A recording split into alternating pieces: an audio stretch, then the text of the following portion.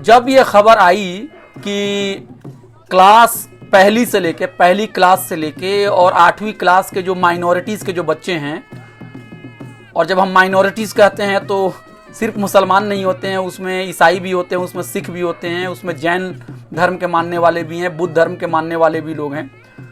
तो सारे बच्चों को 1 क्लास से लेके 8 क्लास से जो प्री मैट्रिक जो स्कॉलरशिप जो मिलती थी वो अब नहीं मिलेगी। और अंग्रेज़ी के एक मशहूर अखबार में खबर भी एक आई थी, और जो नोटिस है उसके कुछ हिस्से को उस अखबार ने कोट किया था अपनी खबर में, और उसमें ये बात कही गई है जो मुझे समझ में बात नहीं आ रही है। अंग्रेजी में जो नोटिस में जो बात लिखी गई वो ये है कि the right to education act 2009 makes it obligatory for the government to provide free and compulsory elementary education class 1 to 8 to each and every child. Accordingly, only students studying in class 9th and 10th are covered under the pre-matric scholarship scheme of the Ministry of Social Justice, Empowerment and Ministry of Tribal Affairs.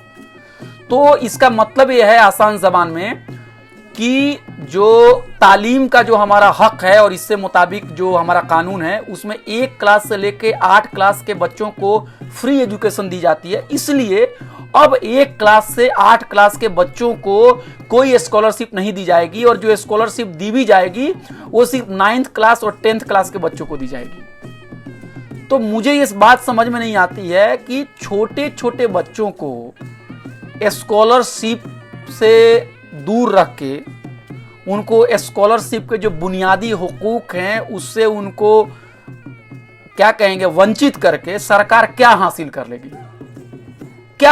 लेगी, मुझे समझ में नहीं आ रहा है कि आप ढूंढ के जनता को कुछ देना चाहिए। उसके जितने भी मौके हैं, जितने भी अवसर हैं, आप उन अवसरों को ढूंढ के पता करते हैं, रिसर्च करवाते हैं कि पता करो कि गरीब आवाम को, आम आवाम को कहां 2 पैसे मिलते हैं सरकार की तरफ से, उसको बंद कराओ।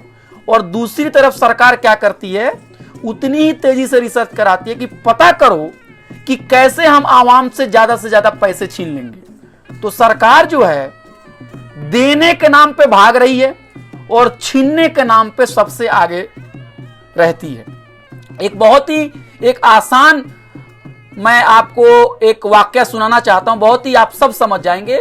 मेरे गांव से एक साहब आए हुए थे, कम पढ़े लिखे हैं, ज्यादा पढ़े लिखे नहीं हैं, मेट्रो में वो सफर कर रहे थे, और वो मेट्रो में हमारे प्रधानमंत्री जी का और इन लोगों की तस्वीर रखी हुई थी, और उसमें ये लिखा गया था कि सरकार ने इतने रुपए जो हैं किसानों को दिया, कुछ इसी तरह की बात थी।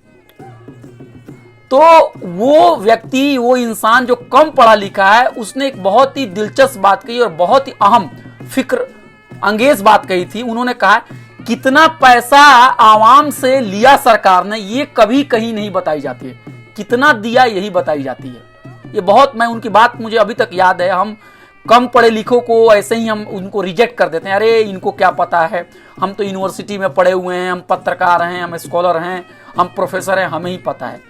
लेकिन आप जरा सोचिए कि एडवर्टीजमेंट एजेंसी की जो जालसाजी है उसके बारे में उस इंसान ने, गांव का उस इंसान ने कितनी बड़ी बात कही है कि सरकार ये तो खूब चीख कर बताती है कि हमने क्या दिया, लेकिन ये कभी नहीं बताती है कि हमने क्या लिया। आप दिल्ली यूनिवर्सिटी में चले जाइए, कहीं चले जाइए, कैंटीन के अंदर में अगर आप कुछ खाना खाते हैं तो उसमें भी जीएसटी के नाम से आपसे पैसा लिया जाता है। जीएसटी के नाम पे आप कहीं भी आप कुछ भी ले लीजिए, आपको कुछ ना कुछ पैसे आपको देने ही देने हैं। आप ये भी देखिए कि भारत जो देश है दुनिया में 3री या 4थी या 5वीं सबसे बड़ी इकोनॉमी है, और हमें बड़ा फक्र होता है कि हमारे प्रधानमंत्री अब जब जाते हैं तो उनकी बड़ी खातिरदारी होती है, देश का सीना चौड़ा हो जाता है। लेकिन ये भी तो देखो भाई कि इतनी बड़ी इकोनॉमी, मान लीजिए कि पहला अमेरिका को मान लो, चाइना को मान लो, जर्मनी को मान लो, रशिया को मान लो, इंग्लैंड को मान लो, फ्रांस को मान लो, अगर इन जैसे बड़ी बड़ी इकोनॉमी में अगर भारत का भी शुमार होता है तो ये तो हमारे लिए बड़ी फक्र की बात है। लेकिन ये भी तो हकीकत है कि इसी भारत में सबसे ज्यादा तादाद में सबसे बड़ी आबादी भूखे लोगों की, अनपढ़ लोगों की, बीमार लोगों की भी बसती है। तो ये दो चीजें एक साथ कैसे जा सकती है?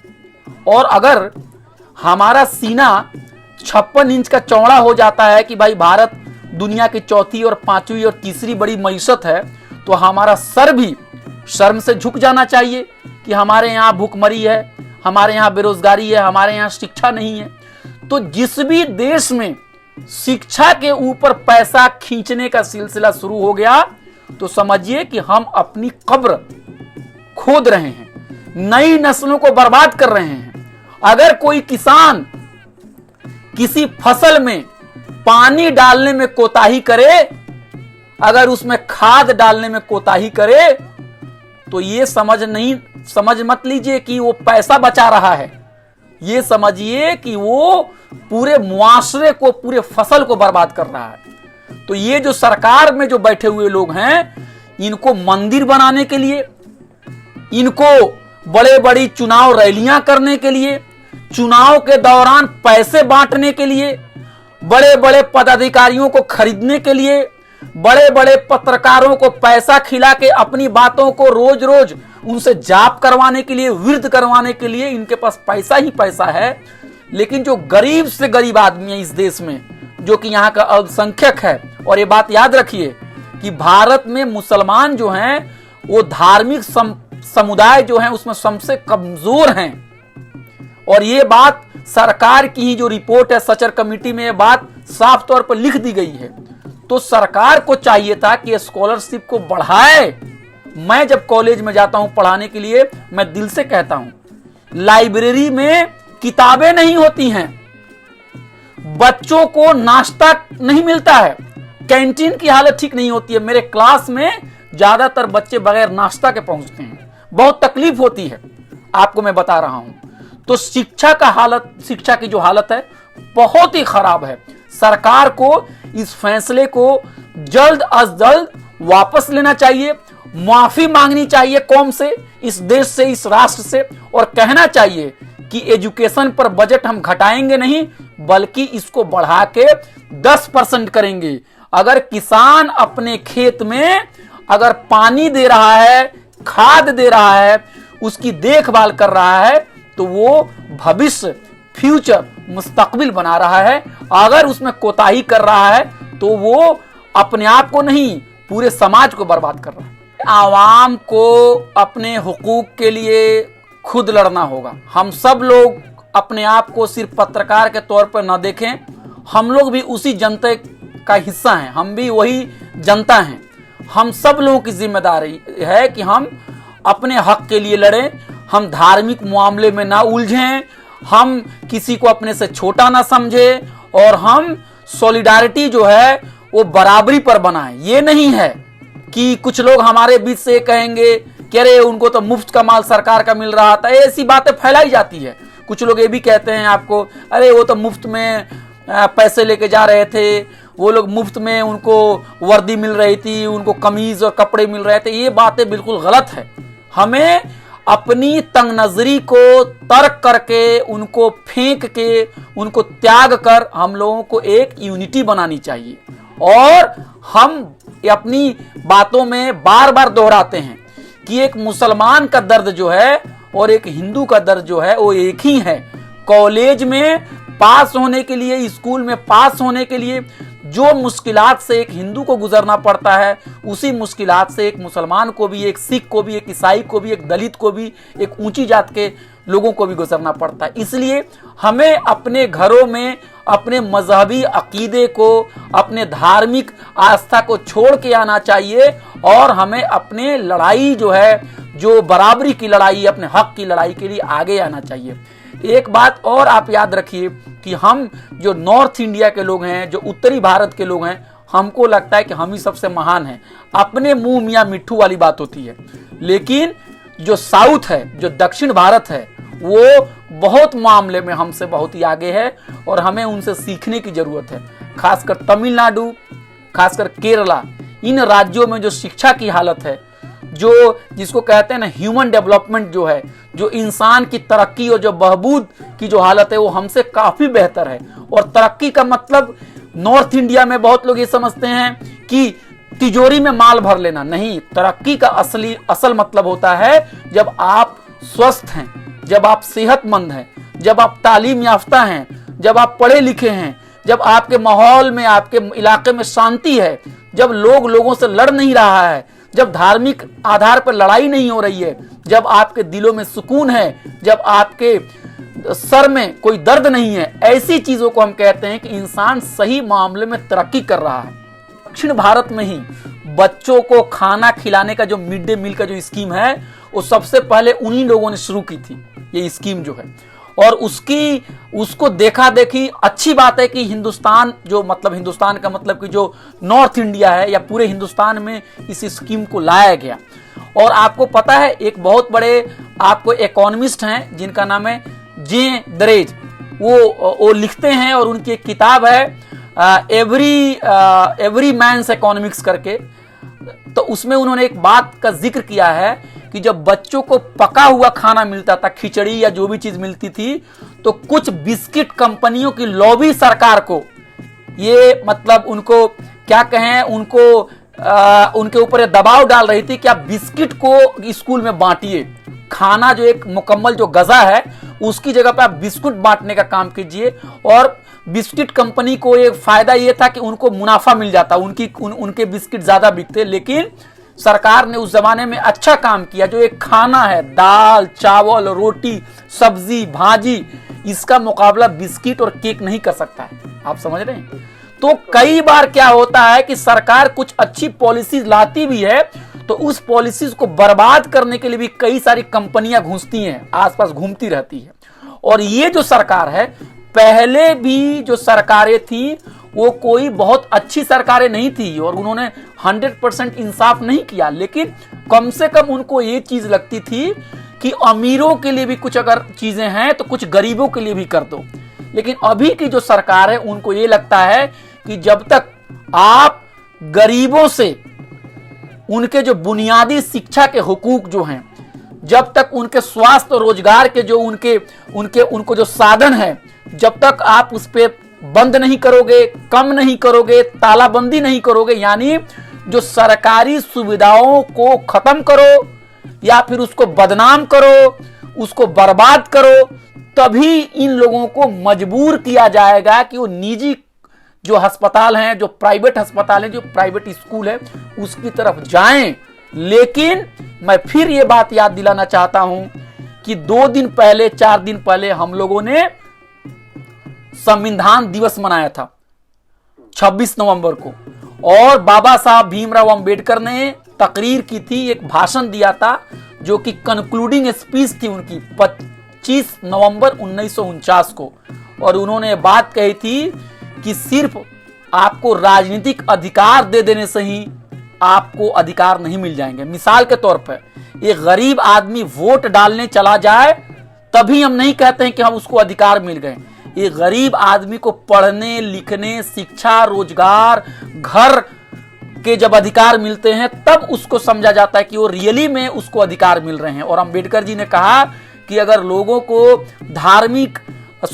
उनको अगर आर्थिक अधिकार और उनको आपको सामाजिक अधिकार नहीं दिए गए, अगर सोशल उनको राइट्स और उनको इकोनॉमिक राइट्स नहीं दिए गए, तो जो गरीब और मजलूम जो लोग होंगे एक दिन इसी व्यवस्था के खिलाफ खड़े हो जाएंगे और जमहूरियत के ढांचे को जिसको बनाने के लिए जो स्वतंत्रता संग्राम में जो लड़ने वाले हमारे नेता थे, जिन लोगों ने कुर्बानियां दी, उन लोगों की सारी कुर्बानी रायगा चली जाएंगी, वो बेकार चली जाएंगी और ये लोग इस स्ट्रक्चर को बर्बाद कर देंगे।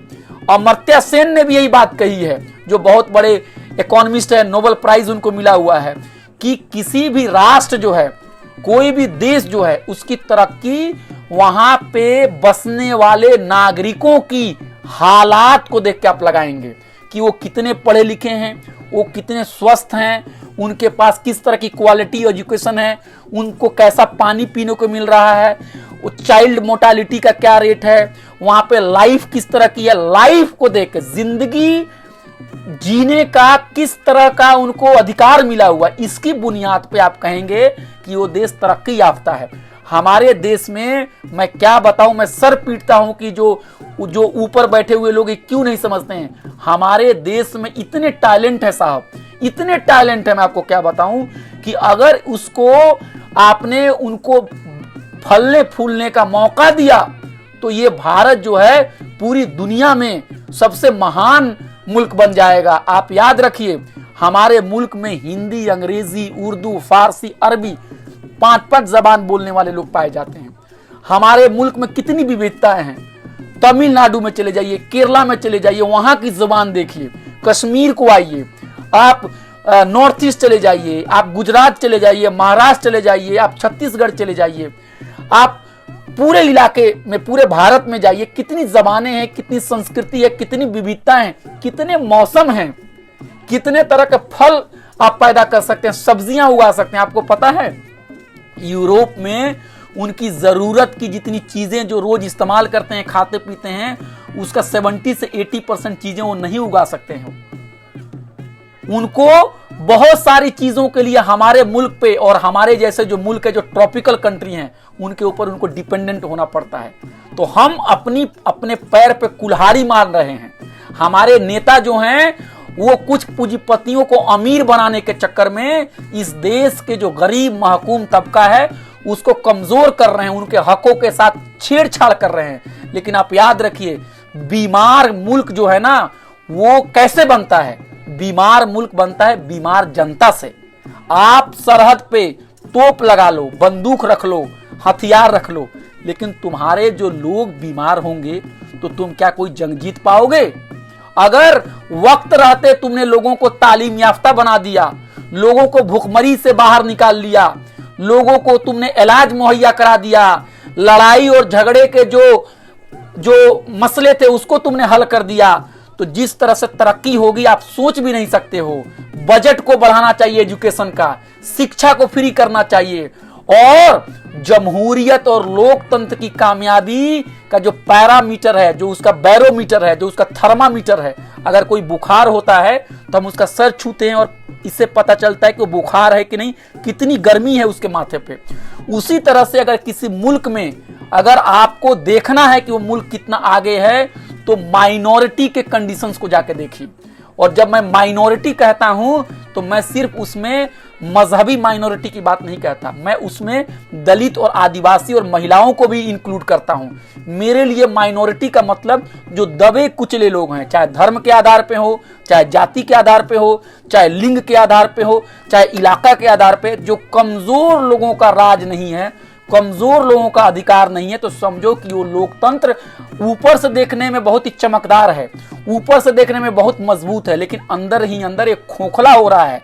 इसलिए आपके प्रोग्राम से ये आपकी भी आवाज है और मेरी भी आवाज है, हमारे सामीन और हमारे नाजरीन की भी आवाज है कि देश में अगर हमारी आवाज कोई ऊपर पार्लियामेंट में बैठे हुए जो हाकिम लोग सुन रहे हैं तो प्लीज बच्चों के मुंह से दूध मत छीनिए, छोटे बच्चों के हाथ से स्लेट मत छीनिए, उनके हाथों से किताब मत छीनिए।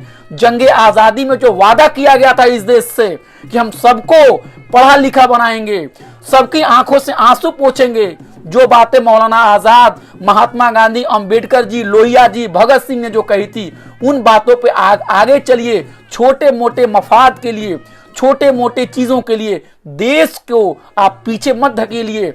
आप स्कॉलरशिप माइनॉरिटीज के लिए फिर से चालू कीजिए, और भी जो तबके के जो लोग गरीब लोग हैं उनके लिए भी चालू कीजिए। और आप देखिए, अगर आप 1 पैसा एजुकेशन पे अगर खर्च करोगे तो 10 लाख रुपया एजुकेशन आपको देगा। ये बातें नेताओं को समझने की जरूरत है।